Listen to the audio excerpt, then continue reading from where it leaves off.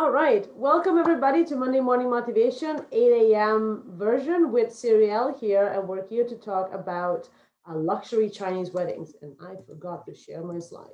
There we go. Okay, so welcome everybody. Good morning. So happy that you could join us today. That's not. There we go. Okay, there we are. So this is our program for today. We have here Cyrielle, who's going to speak to us about the fantastic world of luxury Chinese wedding with some beautiful photos. Be ready, and there's a lot of beauty to watch and lots of interesting insight on the culture and on the organizing side. And as you can see here on the slide, this is our June lineup. As usual, we have webinars every Monday morning, and we have a couple. Well, we have one more for June with Natasha next week, and Janine is going to be hosting that one. For those of you who are not familiar with Monday Morning Motivation, we're a community online where we share healthy habits and interesting and inspiring topics. And we do this every Monday morning. If you're not in the WeChat group, scan the QR code in the middle and I can add you. We share all the upcoming events over there. Couple of other things, the webinars, the monthly webinars are always going to be for free, but we had people ask if they can donate to Monday morning. Answer is yes. On the green flyer, you can donate to the project, and we give half of the proceeds to the 1 Million Tree Project. They plant trees in Inner Mongolia. It's a fantastic organization. We've been working with them for a while, and we're really proud of supporting them. And as I said, so this all the webinars are recorded, and we put them all up for you guys. If you want to have them, you can buy monthly packages. They're all up on the little QR code in the yellow flyer. But if this is something that's like, oh, but it's too complicated, I don't know what to do, well, we have a solution for that. Not this one, but it's this one. We now have a new membership program, which means that you can as usual, you can join all the Monday Morning Motivation webinars for free. There's no need to buy anything. But if you want extra value and you want all the recordings from January 2020 up to all the future 1 year, you can get that with the membership. And you can also get exclusive discounts from a lot of our partners. We have coaching partners, we have health sessions, we have health products, we have language and translations and financial services. This is something that we wanted to add to the community to give you even more value. If you're interested, scan the QR codes. And as usual, the book is here. We haven't really promoted the book a lot, but it's always here. You know, bilingual, lots of quotes and lots of reflection things. It's both printed and online. And that's it. That's it for the intro, really. This is a QR code for the book. And I'll stop sharing now because I really want Cyrielle to take the stage and share with us all of her experience in this really, really interesting industry that is something I personally do not know a lot about. So I'll just give the stage to Cyrielle for her sharing. Thank you, Maria, and thank you everyone for being here. Yeah, I'm really glad that you asked me to share, my experience, and also I think because actually last time we were discussing with my team and we were trying to think if there are other like foreigner wedding planner in China, but we haven't found any. So I think it's still an industry that is reserved, more like for Chinese, and I think it's because of the language barrier also. But so I'm glad to be sharing, my insights today. Let me share the screen with you so I can show the photo.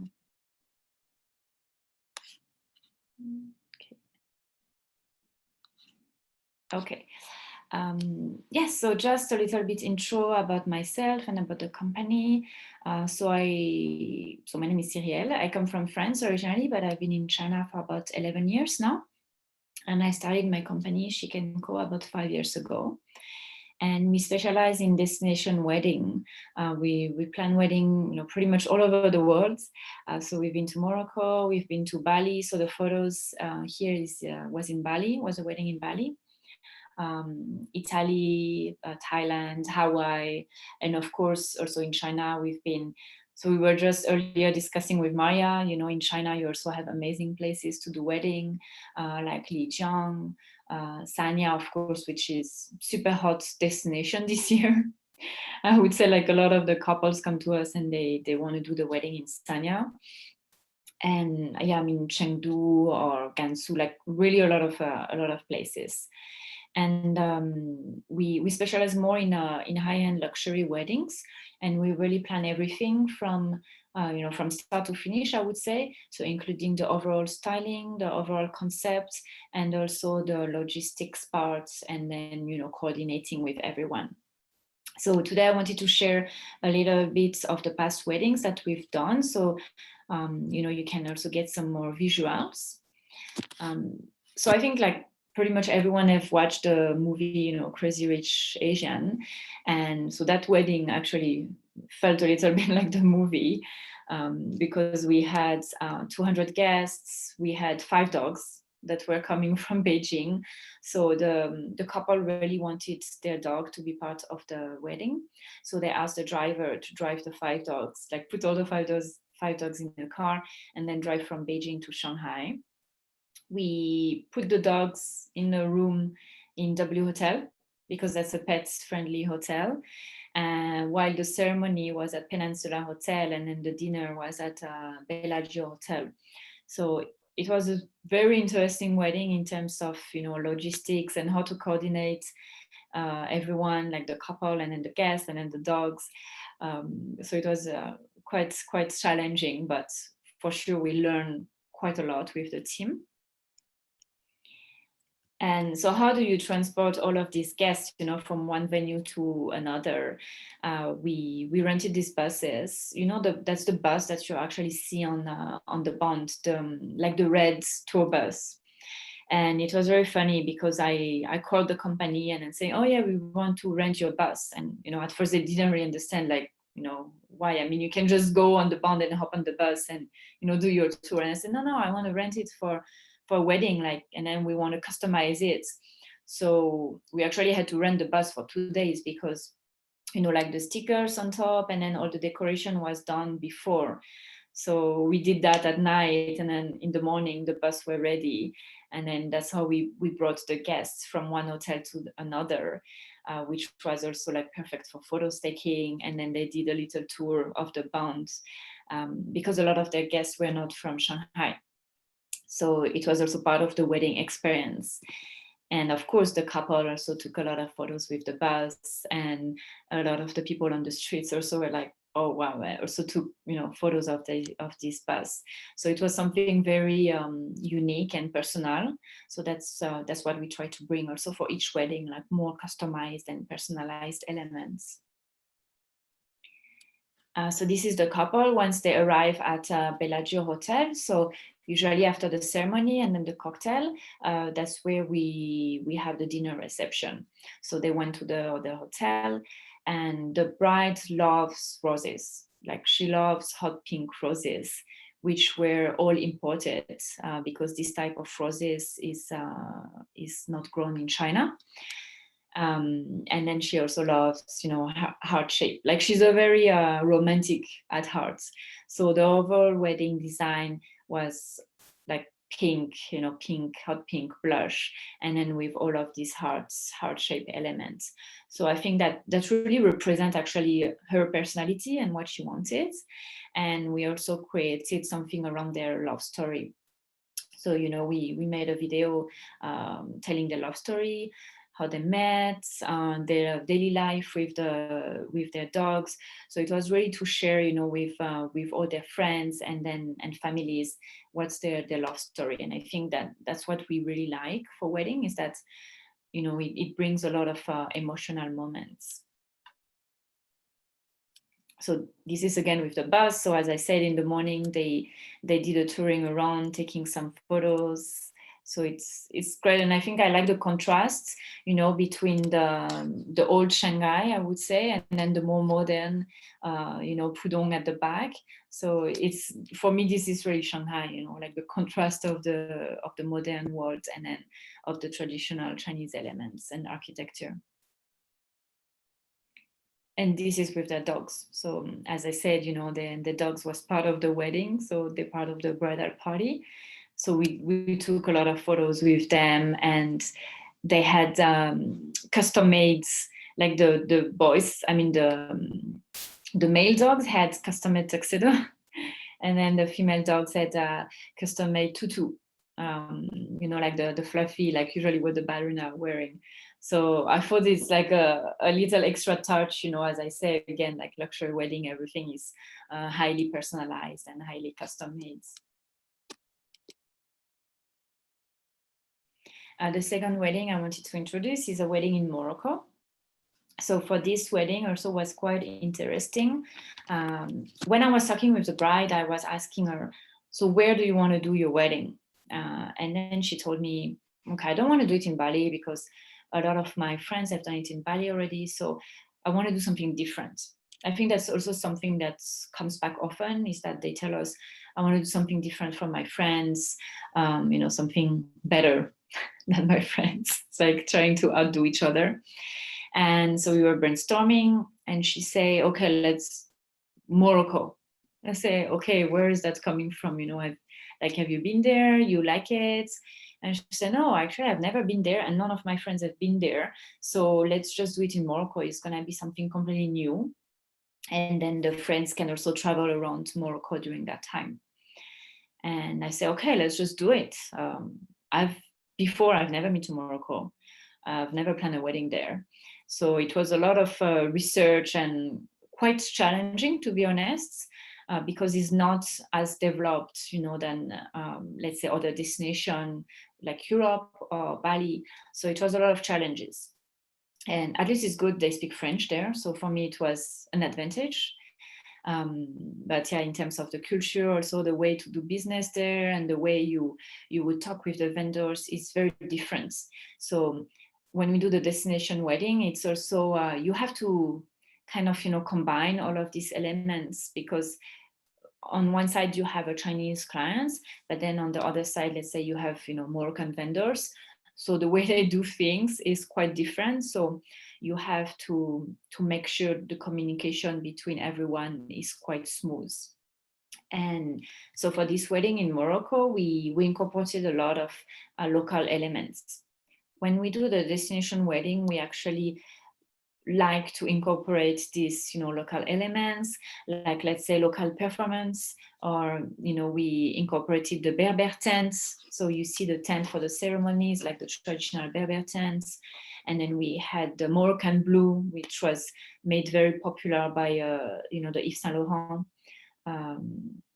So yes, we want to incorporate a bit of all of these elements, while also keeping the Chinese tradition. Like, for example, in the morning, they will usually have the tea ceremony, and then they would have the door games, which is the pickup of the brides. So it's a very multicultural atmosphere. And then this is for the dinner, and then the first dance. So once again, you know, when we talk about multicultural elements, the first dance is not something that is traditional in the Chinese wedding. It really came from the West, like from the States. I would say that's where they usually have the first dance, which is, you know, the husband and wife after they get married. Like that's the first time they dance together. But now it's really into the Chinese wedding. They would want to do the first dance for dinner, and then also some other Western element that they would integrate into it. And so yeah, the dinner also was Moroccan food, because once again, when they go abroad, they really want to have the full experience. So they would, you know, incorporate some local food, and they want to have something different, because oftentimes they would do one destination wedding, so which is abroad, and then they would do another wedding in China. So the wedding in China would be a wedding banquet, so this one would be more traditional, and then so with Chinese food. So for the one abroad, they also want to have the full, you know, like this one was really the full Moroccan experience, with the welcome dinner in the deserts, the Moroccan food, and then the Moroccan performers. So it was really the full-on experience. And I think for this is good, because they're really open-minded, and they really want to experience something different. And of course, taking a lot of photos. So photos is always super, super important for the Chinese wedding. usually what they will do is they will take some pre-wedding shoots, so before the wedding, and then if they do a destination wedding, they would take, a few days before the wedding to go just the two of them. So I think it's a great time also for the two of them to connect and, be a bit more quiet, like away from the craziness of the planning, and take some photos together. And then after that, usually there would be the welcome dinner and then the wedding day. So this is with the photos with all the guests after the ceremony, with the band in front, the local band. So it was really a really interesting, and they also booked the whole resort. The whole resort was like 100 rooms, but they only had 50 guests. And also for them, it's quite important to have this privacy, that there will be no other guests in the resort at that time. It's really like 4 days. They booked the whole resort is only for them and their guests. So it feels really private. And this was another wedding that we did in Bali. So I also wanted to show everyone a little bit of the traditional side for the morning.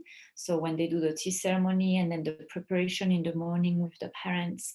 So even though the wedding was in Bali, they still want to keep this tradition in the morning, which is very important for them and also very important for the parents, because the tea ceremony is to give thanks to the parents. So they would usually give tea to the parents, and then the parents would give them hongbao, so which is money, or gifts like jewelry or this type of things.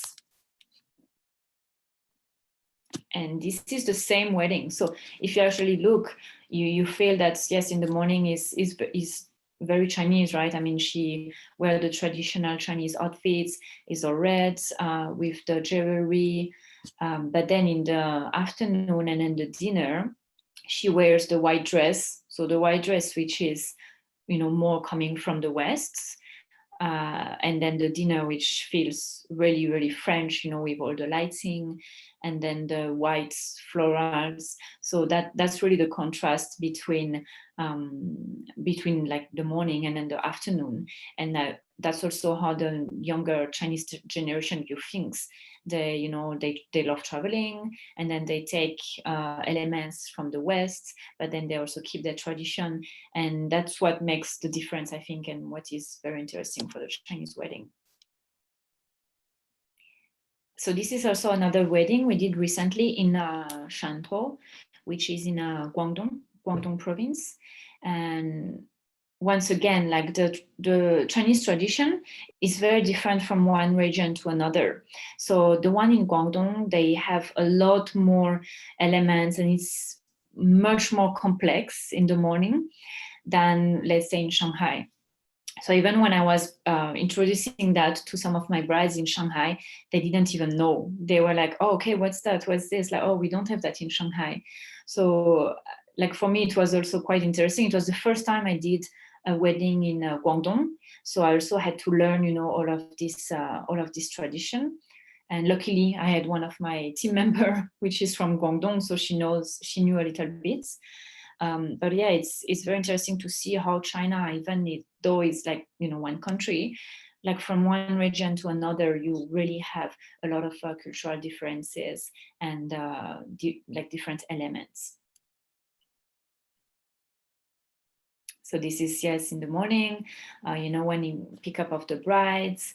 So they do the games where the groom with his groomsmen usually have to come pick up of the bride, but he has to go through a series, of tests to prove like his worth of taking care of his brides.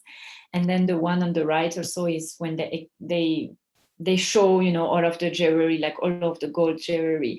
And it's something that they really have in Guangdong. Like in Shanghai, they don't do these things. Like they usually don't put out all of the jewelry like this, or all the gifts they receive. So it's also quite a difference.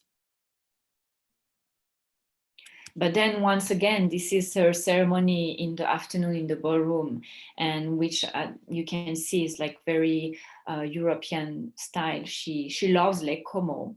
She loves, Italy. So she wanted to integrate more of Italian style. So you see with the chandelier, and it's very clean with the white drape, and the arch is all white roses.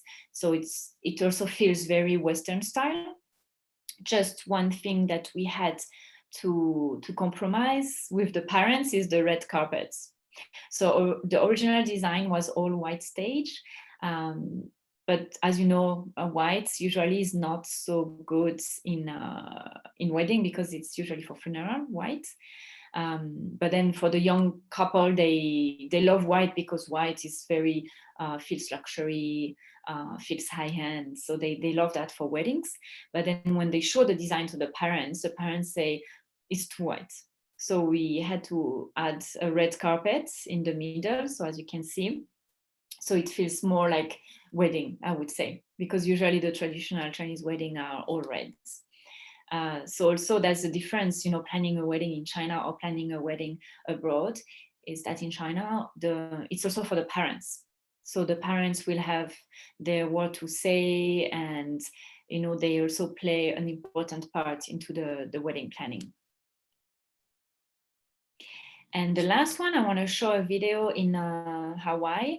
So this wedding was also a 3 days wedding, and the same, once again, it's all about the experience that the guests would get from, the moment they arrive until they're leaving, pretty much. So we incorporated a lot of the local elements and performances.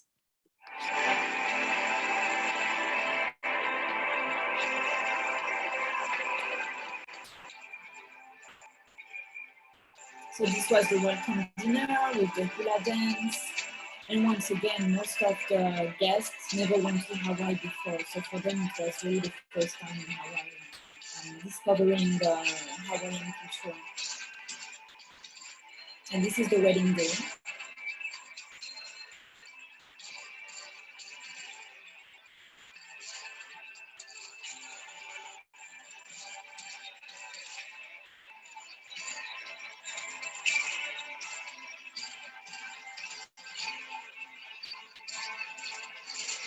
So with all the local, performances, so this is very like Polynesian dancers, meaning something that, it's only available in Hawaii or Polynesia.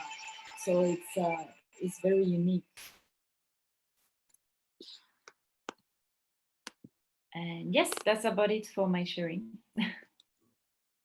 Thank you so much. I just watching that video again of Hawaii, like it gives like a very like a very involved feeling, like with all the local traditions. And then you mentioned as well, like in Morocco, that you had, you incorporated a lot of local elements into the wedding. I think that's very interesting. And one of the things I actually wanted to ask, so to kickstart the questions, is like it Yes. would be very interesting to see that blending of culture, like starting from, like the standard Chinese wedding now that has like a more traditional Chinese element, and then this Western element as well, and then adding the destination or like some other extra culture elements adding in.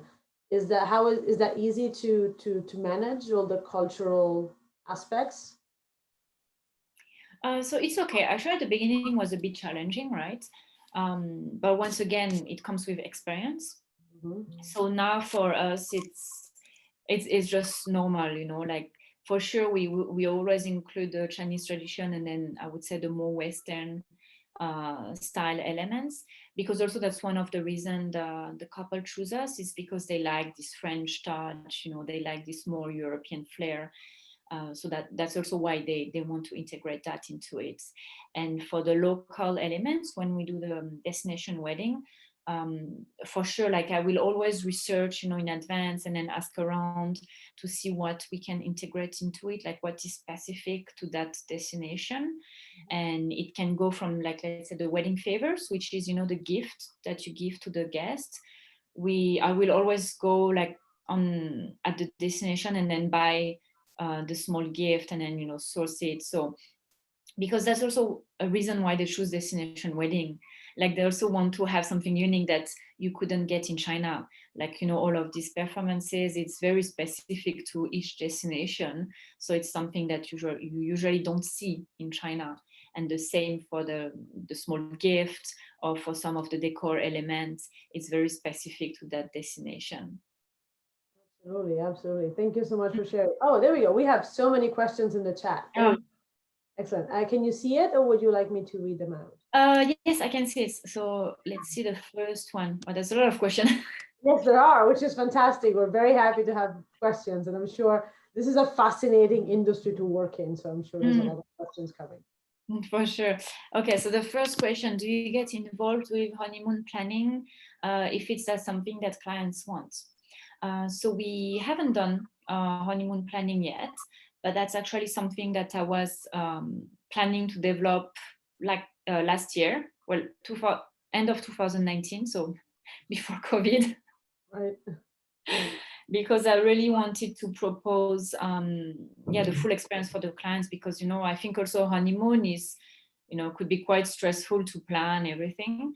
So I really wanted to offer something for the clients that we also take care of the honeymoon planning, and then you just have to relax and be fully in your honeymoon, don't have to think about the logistics and these kind of things. So that's still something that I plan to propose in the future, like once we can travel again. Travel is a thing again. Yes. Yes. Fantastic.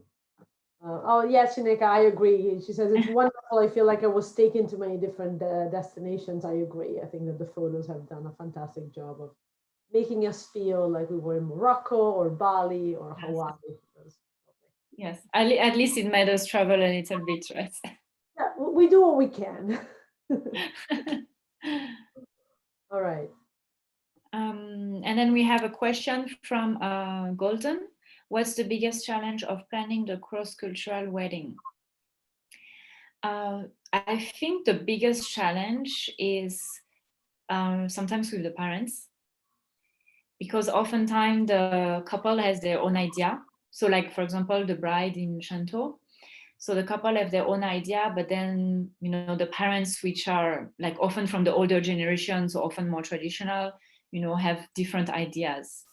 So it's trying to manage everyone and make sure everyone is happy. And also because oftentimes the parents pay for the wedding. So, that's why they also have their words to say. So I think, it's that, like how to manage, because the couple is my clients, but then the parents is also my client in a way. So how we can manage, all of the requests within the family members.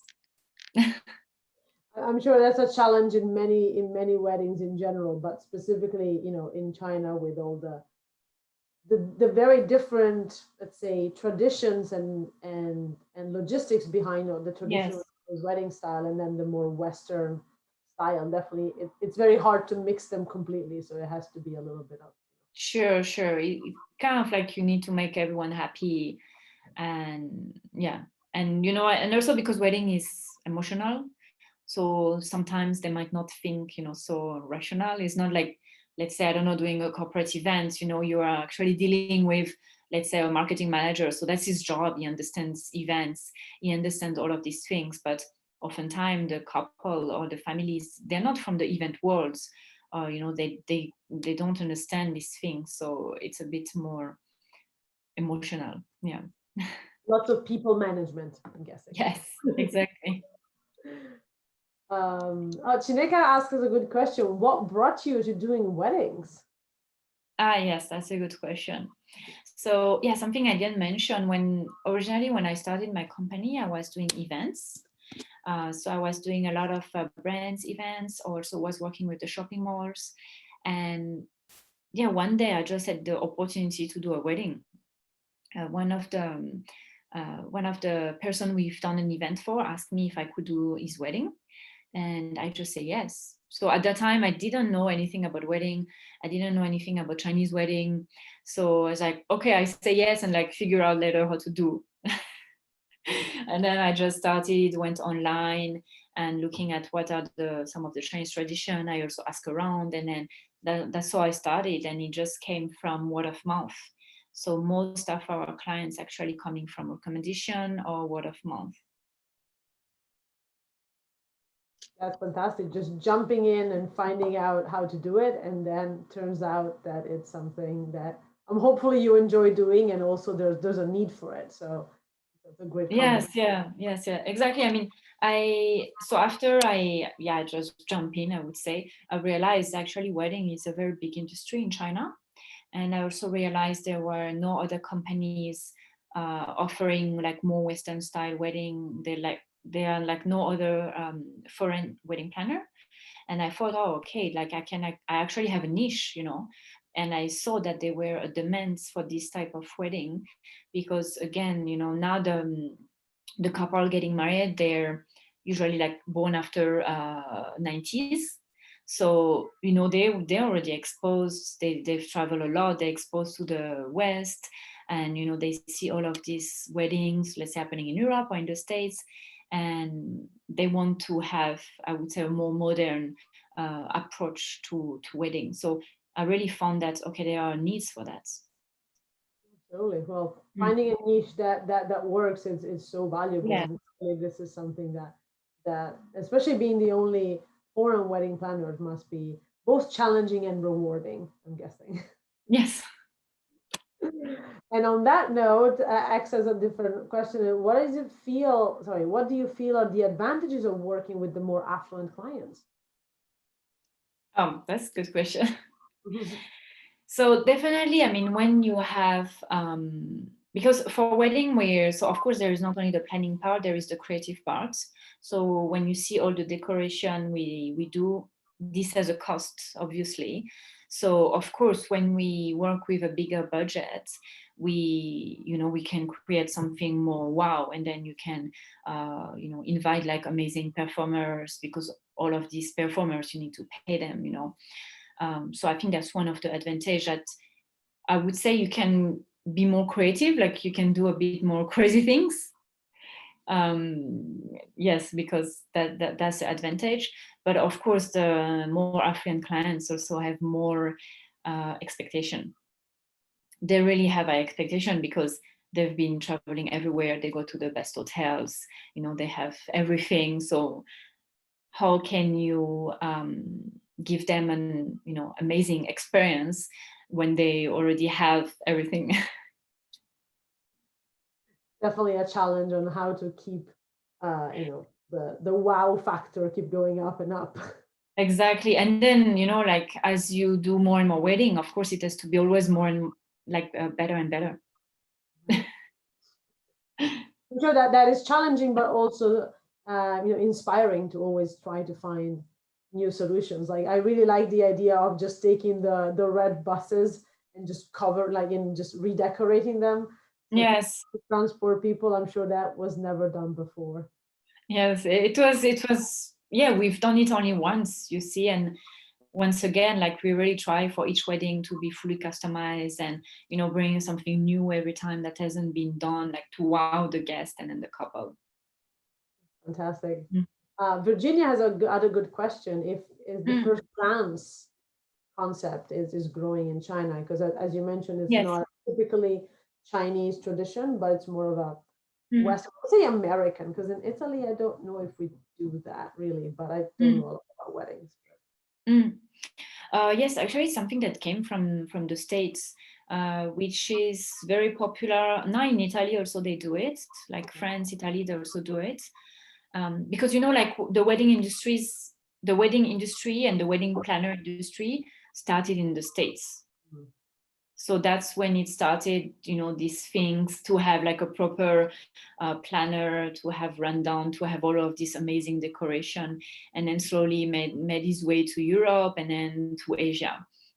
And the first dance is it's a concept that is growing in China. A lot of the young couples want to have their first dance. I would like, for us, for the type of wedding we do, I would say like maybe 90% of the couples want to have a first dance. And even I see from other planners that might do more traditional wedding, they often also do the first dance.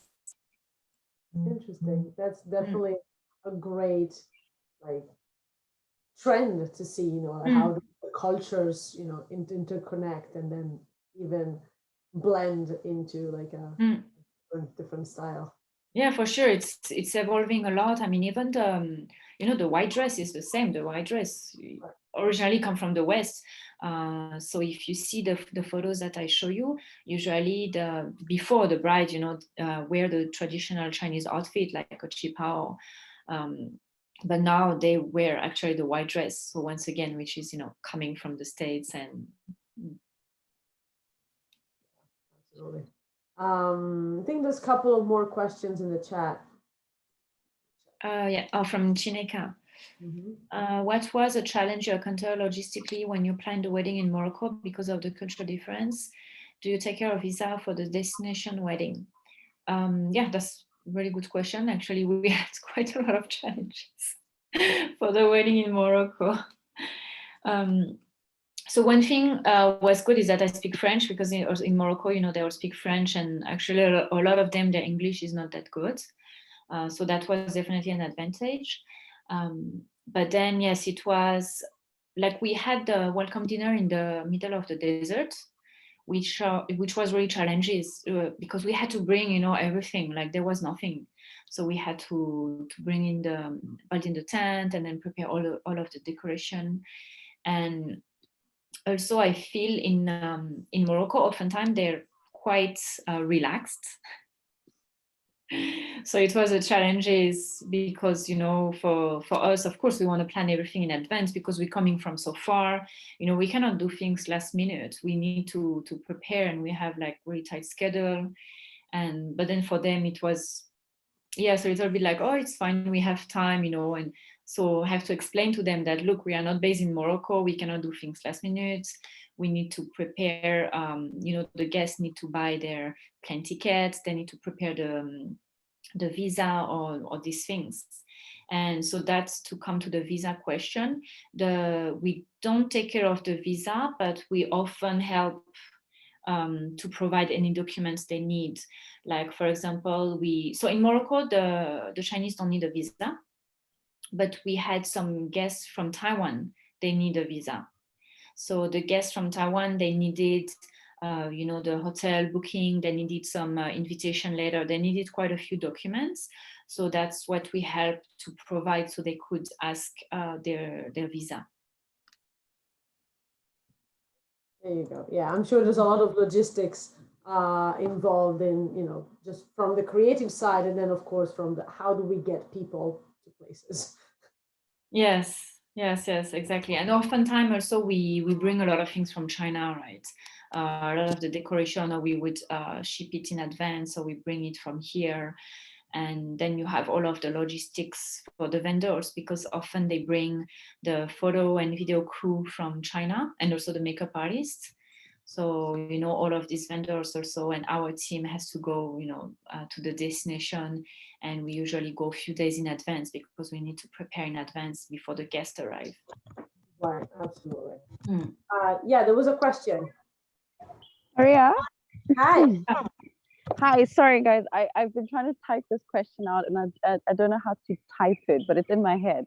So if I can just verbalize it, maybe it will be a little bit better. So thank you for the chat. I'm so glad I finally caught one after a while. But I just wanted to ask, just in general, I've been sort of getting a feel that when it comes to sort of affluence, they can be sort of a negative connotation sort of ascribed to it.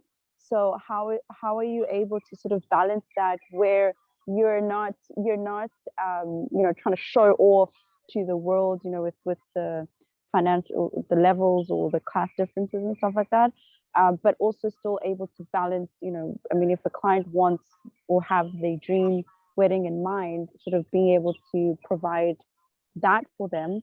And then the second part too, or the second aspect of that, is that, do you then, saying that you're sort of word of mouth recommendation prone for your marketing part, do you keep in contact with your clients after, or is it sort of one of those situations that's a done and dusted with you, never see well, I'm done with you type of situation? Or is there a casual, professional or basic relation that you still have with them after you're done with their wedding? Sure. So let me reply to your second question first. So about the relationship with the clients. So once again, like, wedding is super personal. We like go into their lives. I mean, we learn their love story, how they met, we meet their parents, we meet their friends. So it's very personal. So for sure, like quite a few of them, like we became friends, and I keep contact with all of the clients. And oftentimes after they get married, they have a baby. So I see they give birth, and then I send them a small gift. So it's it's like I keep connection with them. It's not just like a client and okay, after you pay me and I've done your event, like okay, bye bye, finish, I never have to talk to you. It's really not like this. It's creating relationship. And oftentimes, even after the wedding is done, they would have other requests, like the bride, the first wedding I show, the bride also asked us to do other events for her after the wedding. So that's why we keep in touch with all of them, and it's like becoming friends. So that's why I like to do weddings, because you become so close to your clients. And then, what was your first question? Sorry, can you? I forgot. No worries. So just in terms of, I guess it will be more general social perception, right? So, I'm sure obviously you're aware of the different classes, so to speak, in China. And I'm speaking to this because I'm from South Africa, and there's a huge discrepancy between like the first class and the third class type of thing. So how do you balance, allowing your client to have all the dreams that they want and be as affluent as, whatever the bank can afford, so to speak, and sort of then in a way that doesn't sort of clash, I guess, with government or socially acceptable. Help me out, Maria. Come on, socially acceptable practices. I was thinking, I don't know how to put it. Let's say how to balance maybe the wishes and the availability for things with the stigma. Social. The stigma. Yeah. Okay. State. There you go. There you go. Ladies, Sebastian, may I chime in? Are you actually looking for the word etiquette? No, I don't think it's etiquette. I think it's like Okay. or like the stigma. Yeah, oh, stigma. Yeah. Okay, all right. Yeah. Like as Thank you. Crazy rich Asians, that I'm sure that was probably like a case study of some of the things you have to deal with, probably, right? Yeah. So but still, there's the duality between like you can afford it, and that's but at the same time it can be and feel sometimes crazy from another perspective, because it's so much. Sure. So actually, to be honest, I don't think there are stigma around the wedding, because wedding for Chinese is like one of the most important time, and it's also a way to show off. Right. So even if, let's say, they're middle class, or even I would say like lower income, they would still have a big wedding. So they will still want to have a big wedding because they want to enjoy with all of their friends and colleagues and family, and it's also a way to show off. So that's why I don't think like never anyone say, oh, this is too much. Okay. So that's a bit difference. Like, and I also think the view towards money in China is very different. Like, let's say in France, yes, you do a crazy wedding, other people would say, oh, this is too much, this is a waste. But I feel in China it's different. I don't know how to, like, maybe in France they would, let's say, they envy, or like be a little bit jealous, but I don't really feel that in China. Like they actually will say, oh wow, actually this is amazing, it's beautiful. They will not say, oh, this is too much, or yeah, so maybe that's I don't know if that reply your question, if that's answer your question. Yeah. Okay. So there's a like a positive when it comes to weddings per se. There's like a positive outlook. People are not thinking, "Oh my God, that's too much." Okay. Okay. Cool. Cool. Yes, Thank you. yeah, they're not saying it's too much. They are enjoying the good food and the good wine and the good patio. Yeah, that's a great perspective, because yeah, like I think that maybe that is a wedding thing, as in, you know, as the idea of the day, or the idea of, you know, the event as in being the best that it has to be. So it's always, you know, allowed to be as grand as it can go. So it's interesting. Yeah. Yes. Fantastic. Thank you so much, Shiriel. All right, guys. I think we have time for one more question. Then I think we have to wrap it up for this morning. Oh, thank you, Kieran, for joining.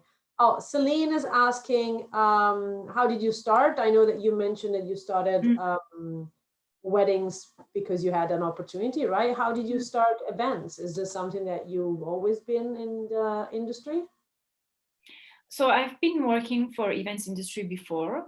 And so when I was in Shanghai, so I came 11 years ago, right? I was doing other things before. And then I started another company before that. And then so the first company failed. And then I thought, okay, what am I gonna do now? Yes. But I learned a lot. And then I was thinking, so what I'm gonna do now? And I was thinking, okay, I will do events. I mean, that's what I know how to do, and that's what I love. Actually, I love to do events because, you know, originally it's a concept in your mind, and then it comes true like on the day. I think it's really amazing. So yeah, that's just how I started, and I just started slowly. Like I did some small events, and then slowly did bigger events, and then had an opportunity for wedding, and then did bigger weddings. So just start slowly, like, and also grow organically. Yeah, I think that's a more sustainable way. And you said you get most of your clients from word of mouth, which means that, you know, delivering on what is expected, that is the best guarantee for getting more clients than down the line. For sure, for they are sure. satisfied, they will definitely Sure. recommend you and Yes. keep the business going. Can I ask the last question? Yes, Celine. Okay, how do you get your first client? So the first client for wedding, or like the first event? First client for wedding. So the first client for wedding, once again, like, you know, we did an event for him, for his company, and then he said, "Can you do my wedding? I'm getting married next year." And I say, "Yes, let's do it." And even though I didn't know anything about wedding at that time, I just say yes, and then, you know, figure out later what are the details. Okay, very lucky. Well, it is definitely a chance, but at the same time, as she was working already in events, and, you know, like clearly people knew what her skills were, and then the network and so on. So I think it's you know, as she mentioned, a gradual progression. Like, you know, like you get your name out there, you start doing something, and then if your work and your reputation keeps growing, then clearly you have more opportunities. Very Maria, sure. Sebastian, may I chime in there, please? Sure. Just one Yeah, last thing, then we'll have to wrap for today. Oh, yeah. Just a quick comment. I would suggest that it was not luck. It was actually hard work on Cyril's part and her team, obviously. And I'm sure she, for that event that she provided to I think it was a hubby, she would have over-delivered. She would have left a good impression. All right? Yes. So Yes. I don't consider that as luck. I think it's the result of good work. I finished talking. Thank you. Absolutely, absolutely. That's a very good point, and absolutely, Cyrielle is as fantastic in her work as we can see. Unfortunately, only from the pictures and videos, but they were wonderful. So thank you so much for sharing that with us. And guys, thank you so much for joining this morning. I hope you had a great experience. I hope that you learned something from Cyrielle sharing. And we wish you all a fantastic Monday. Thank you again, Cyrielle, for joining us, and good luck with all the upcoming events, and have a good rest today, since I know you work this weekend. quite hard. And thank you for getting up early to join us Don't anyway. worry. It's good. Now I can just, I mean, yes, I say rest for the team, but I guess I will still send some emails today, you know, it's like not fully rest. That's light work and business owner rest, really. Yes. Fantastic. Thank you everybody for joining, and have a fantastic Monday. We'll see you again next Monday. Janine is going to host Natasha for, let me just share it quickly, to talk about China marketplace and opportunities. So that's another very interesting topic that might be useful for a few people here. So have a fantastic day. Thank you all so much, and take care. Thank you, Marianne. Thank you, everyone. Take care. You. Bye-bye. Bye.